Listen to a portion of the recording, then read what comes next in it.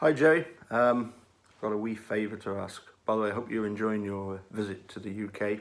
I believe you were in Kiel yesterday. I think Jane Sharp might have come and said hello. I think she saw you down in London as well.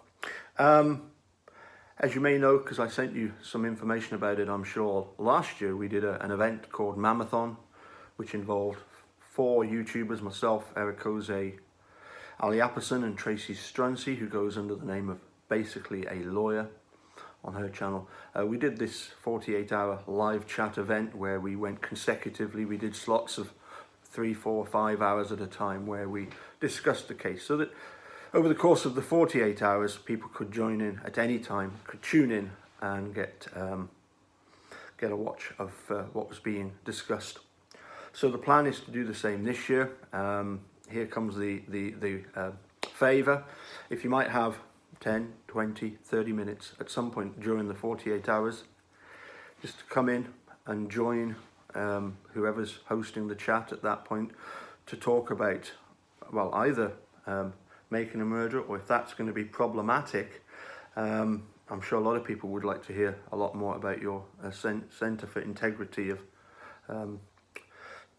Forensic Science. I'm sure that it wouldn't be too arduous and present any kind of conflict of interest with the ongoing case.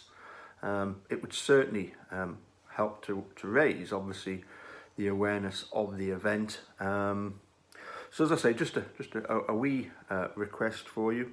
Another thing I meant to ask, I've recently engaged in a couple of, I've been sending stuff to Emily Matasic. She replied to one of my emails, messages, but I keep sending her stuff, and I know that she watches and reads what I've written. I was wondering what your thoughts are on whether Emily Matasic is definitely a guilter, or whether she's more a case of she's a journalist in Wisconsin, in Green Bay, and she has to at times kind of reflect the voice of the public, who feel that, you know, if Brendan's confessed and Steve must be guilty, you know, that there'll be people out there that find it impossible to accept that Steve and Brendan are actually innocent. We have a case very similar here in the UK, here in Scotland, just 30 miles up the road, a case involving Luke Mitchell and Jodie Jones. It's becoming increasingly obvious that Luke Mitchell was not the murderer of his girlfriend, although at the moment he's incarcerated and is not going to get paroled.